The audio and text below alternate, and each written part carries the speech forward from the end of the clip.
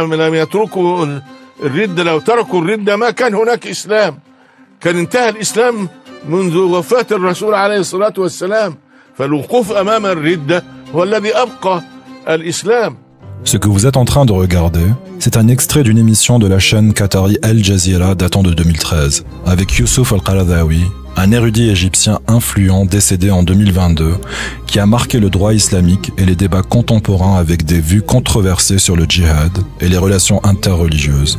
Membre clé des Frères musulmans et président de l'Union internationale des savants musulmans, il a été une figure centrale du monde musulman moderne. Et les paroles que vous venez d'entendre illustrent comment la répression religieuse va bien au-delà des simples punitions. Elle est un outil puissant pour maintenir l'ordre, en particulier dans les sociétés islamiques. Le tout bien sûr soutenu par les textes sacrés de l'islam sunnite.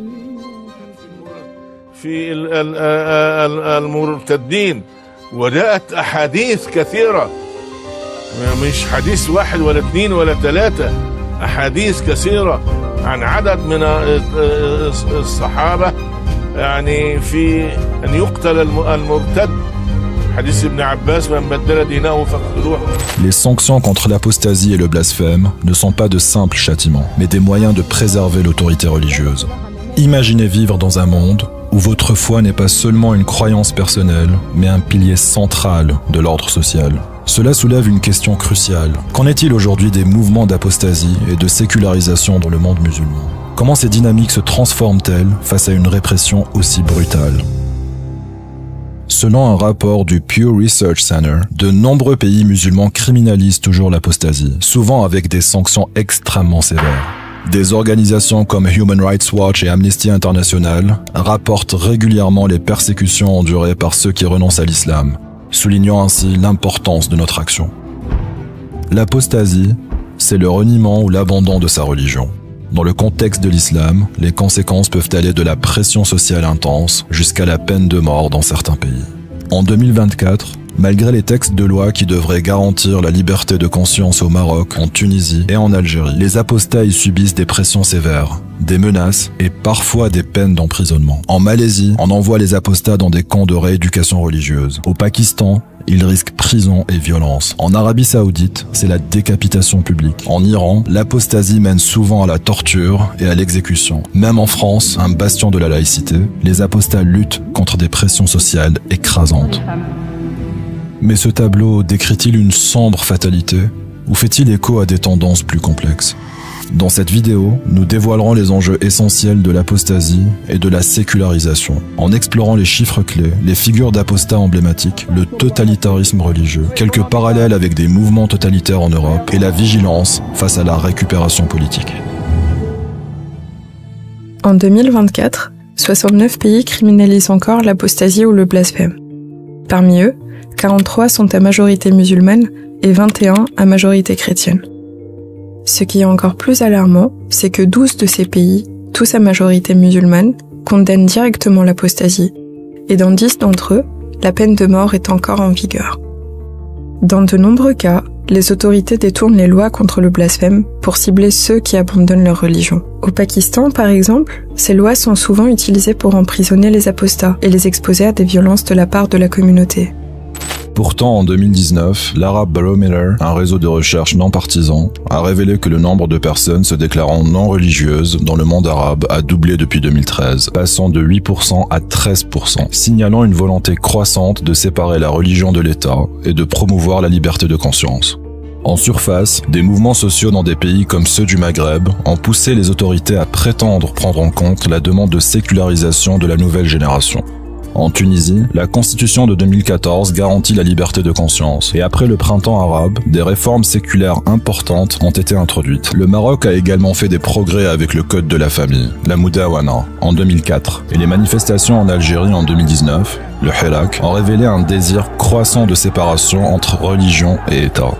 Deux pays illustrent particulièrement bien la complexité de la sécularisation dans le monde musulman. En Iran, malgré le régime théocratique, le nombre de non-religieux, notamment chez les jeunes, augmente. Un sondage de 2020 indiquait que 47% des Iraniens se déclarent non-religieux. À l'inverse, la Turquie, historiquement laïque, fait face à des pressions croissantes pour réintégrer la religion dans l'État sous la présidence d'Erdogan. Il faut ajouter que les réseaux sociaux jouent un rôle crucial dans la diffusion des idées séculaires, avec des pages et comptes athées attirant des millions d'abonnés. Bien que cette visibilité croissante ait ouvert des fenêtres sur la réalité des apostats et blasphémateurs, les dangers restent omniprésents. La répression religieuse, armée de lois draconiennes et d'une pression sociale écrasante, fait de la sortie de la religion un défi de taille. Mais ces idées destructrices n'ont pas leur place ici. Tu n'as pas prononcé une seule parole sensée. Pour comprendre vraiment l'impact de cette répression sur les individus, il suffit de se pencher sur les trajectoires de ceux qui ont défié ces systèmes.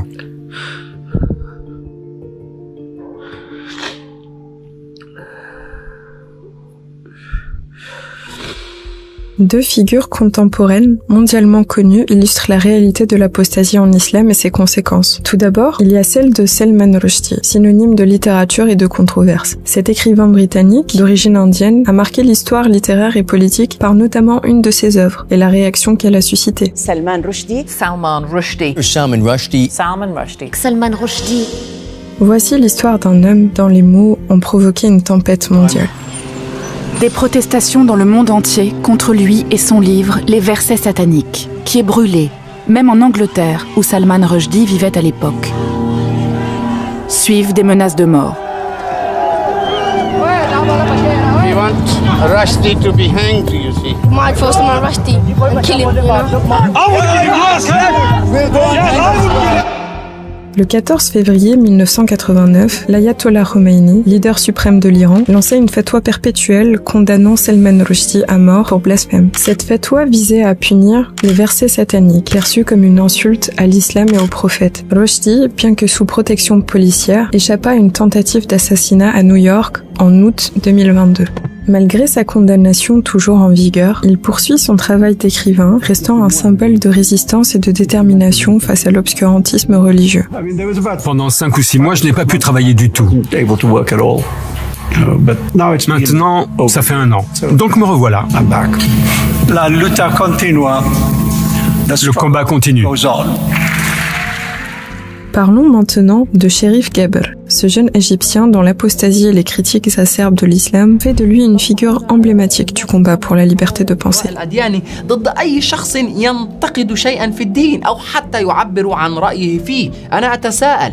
أين حرية التعبير التي تدعونها؟ ما عشان كلام بس يا أحمد مش فعل. من فضلك شريف من فضلك. اصمت أنت يا تلحود. يكمل. تفضل يا شيخ تفضل. اصمت. نحن ليس لدينا مشكلة إطلاقا مع من ينتقد الدين على عكس ما يظنه بعض المغرضين والملاحدة، لكن بشرط أن يكون نقدا إيجابيا يفيد الدين ولا يضر. À 31 ans, Gabr vit en cavale, condamné à la prison pour ses prises de position audacieuses. Pour certains, il incarne un héros moderne de la liberté d'expression, pour d'autres, un provocateur déterminé à ébranler les valeurs traditionnelles. Son combat a attiré l'attention des organisations de défense des droits humains qui réclament sa protection et la fin des poursuites contre lui. Salman Rushdie, Cherif Gabr.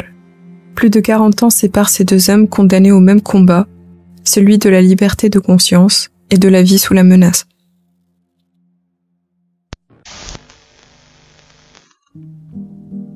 Les régimes islamiques, bien qu'ils s'appuient sur des doctrines religieuses, comme la charia, partagent beaucoup de caractéristiques avec les régimes totalitaires tels que définis par des penseurs comme Umberto Eco et Hannah Arendt. Un mouvement totalitaire est international dans son organisation, universel dans sa visée idéologique, planétaire dans ses aspirations politiques.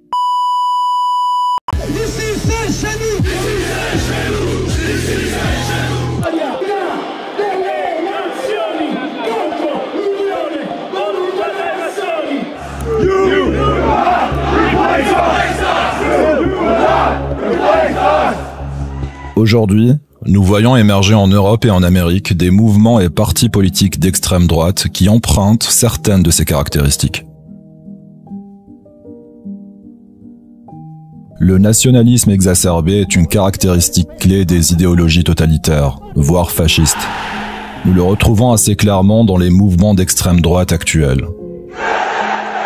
Ils prônent souvent une vision homogène de la nation, dans laquelle une identité nationale, souvent liée au sang, doit être protégée contre les influences étrangères. Des partis tels que le Rassemblement national en France ou l'Alternative pour l'Allemagne insistent sur la préservation de ce qu'ils considèrent comme une culture nationale, contre l'immigration perçue comme une menace.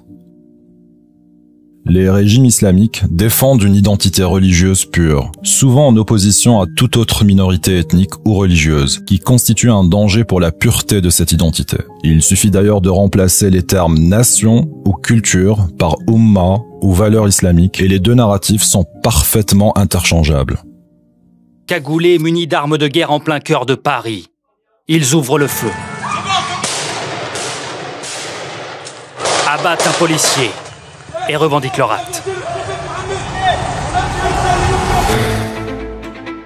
Les régimes totalitaires et fascistes ont toujours cherché à contrôler la presse et à réprimer la dissidence. Aujourd'hui, certains mouvements d'extrême droite pointent du doigt les médias traditionnels, qu'ils qualifient de woke, de gauchistes ou de mainstream. Ils suggèrent que cette presse servirait l'agenda de l'establishment. There's a powerful group of people out there that are secretly running the world. L'administration Trump a fréquemment attaqué les médias, tout comme le gouvernement de Viktor Orban en Hongrie, qui a imposé un contrôle strict sur la presse. En Italie, une journaliste a été condamnée à payer 5 000 € pour s'être moquée de la petite taille de Giorgia Meloni. Quant au régime islamique, ils imposent une censure bien plus stricte de l'information pour étouffer toute critique. Ces deux journalistes afghans dévoilent des blessures difficiles à regarder. Alors qu'ils couvraient une manifestation mercredi, ils ont été tabassés par des talibans. Tant que je ne serai pas, monsieur Gisbert, à vos yeux, tant que je ne serai pas peint en noir, je ne serai pas antiraciste, bien sûr. Si c'est votre humour, d'accord, Oui, prenons-le comme tel. Non, ce que je vous demande... Excusez-moi, c'est de l'humour gaulois.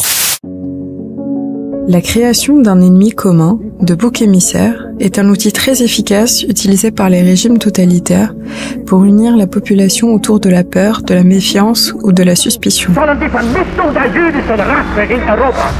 Les mouvements d'extrême droite exploitent également cette stratégie et considèrent les migrants, les réfugiés et souvent l'islam comme des menaces à l'ordre national. Ces boucs émissaires changent évidemment selon l'époque.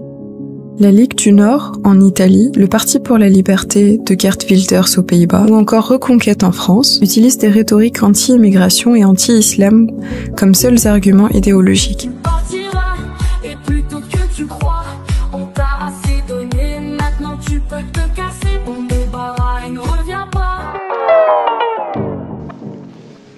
Les régimes islamiques désignent systématiquement des ennemis extérieurs et intérieurs pour justifier leur répression. Une tactique similaire est bien moins subtile que celle utilisée par les extrêmes droites occidentales pour promouvoir la peur et la division. Plusieurs minorités arrivent à fédérer ces deux totalitarismes.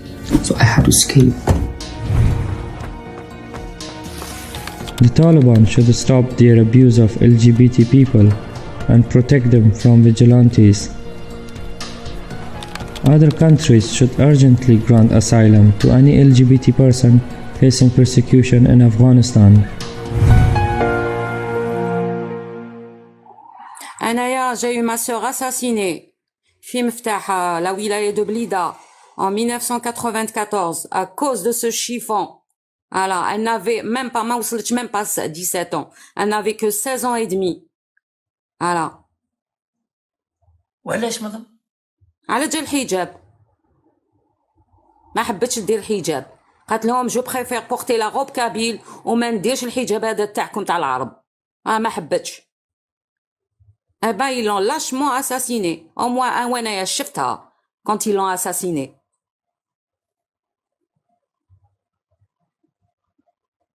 Elle s'appelait Katia Bengana.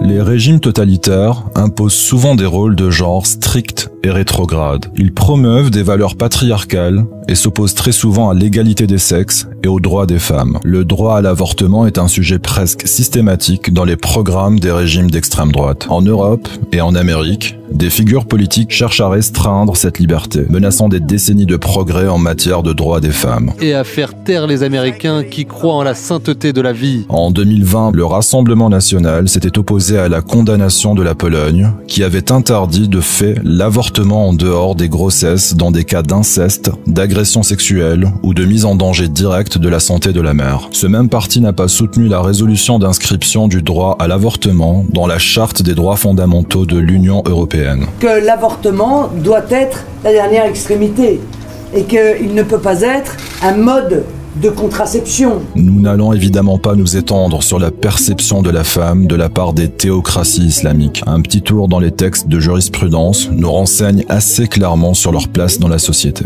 Woman doesn't have that much right. Why not? Il est tout de même important de garder à l'esprit que les institutions internationales, qui avaient pour but d'initier et d'inciter l'adoption des principes des droits de l'homme, semblent céder sous certaines pressions géopolitiques qui façonnent ces actions. Les droits des femmes et des enfants sont en recul dans le monde. Il faut ajouter le relativisme culturel et le militantisme décolonial qui tendent à normaliser la discrimination de genre et les violences et abus dont les femmes et les enfants sont victimes. Le respect des valeurs traditionnelles, étroitement liées aux religions, prime sur l'intégrité des individus. Si un de vos enfants devenait homosexuel, par exemple, quelle serait votre réaction? Je souffrirais et j'essaierais de trouver des personnes pour une guérison, parce que c'est une souffrance aussi pour eux. Oui. C'est comme une maladie? Oui, un petit peu, c'est contre nature. Les régimes autoritaires et fascistes ont systématiquement persécuté et continuent de persécuter les minorités pour leur orientation sexuelle. Les mouvements d'extrême droite actuels continuent de s'opposer aux droits des LGBT, invoquant des traditions culturelles ou religieuses pour justifier la discrimination. En Hongrie, Viktor Orban a adopté des lois interdisant ce qu'il considère comme de la promotion de l'homosexualité auprès des mineurs et restreignant l'adoption par les couples de même sexe. En Russie, sous Vladimir Poutine, les lois contre la propagande gay limitent l'expression et les manifestations LGBT. En Pologne, le parti Droit et Justice a soutenu des zones anti-LGBT. En Italie, bien que moins prononcées, Giorgia Meloni a exprimé des positions conservatrices qui pourraient menacer les avancées vers l'égalité et la protection des droits des personnes LGBT. Au Brésil, Jair Bolsonaro a exprimé des opinions homophobes et cherché à réduire les protections légales pour les personnes LGBT. Aux États-Unis, des législateurs républicains ont introduit des lois pour restreindre les soins de santé pour les personnes transgenres et interdire les discussions sur l'identité de genre dans les écoles.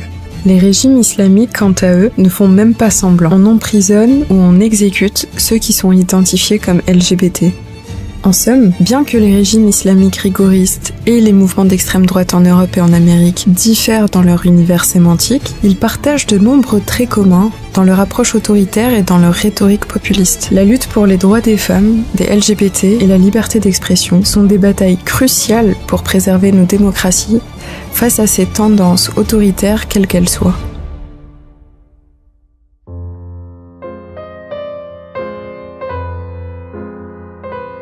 Nous appartenons à un groupe d'apostats, mais avant tout, nous sommes des humanistes et des progressistes.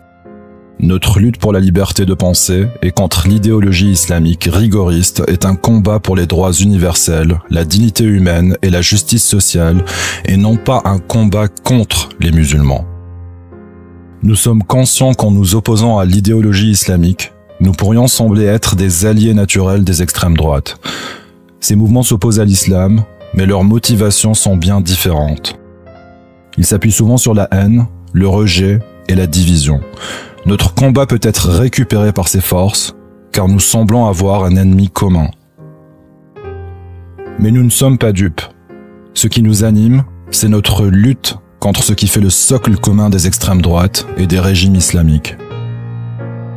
Nous combattons le nationalisme et l'identitarisme exclusif, le rejet des minorités, la suppression des libertés individuelles et la répression des droits humains. Nous devons rester vigilants et clairs dans notre position. Notre ennemi n'est pas une religion, mais toute forme de dogmatisme et d'oppression d'où qu'il vienne. Faites attention, ne laissez pas notre combat être détourné par ceux qui prônent l'exclusion et la haine. Restez fidèles à nos valeurs de liberté, de justice et de respect pour tous les individus, indépendamment de leurs origines, de leur religion ou de leur orientation. Nous ne laisserons pas notre cause devenir un outil de division par ceux qui cherchent à semer l'intolérance. Nous devons rester résolus, forts et intransigeant face à toute forme d'oppression et de totalitarisme.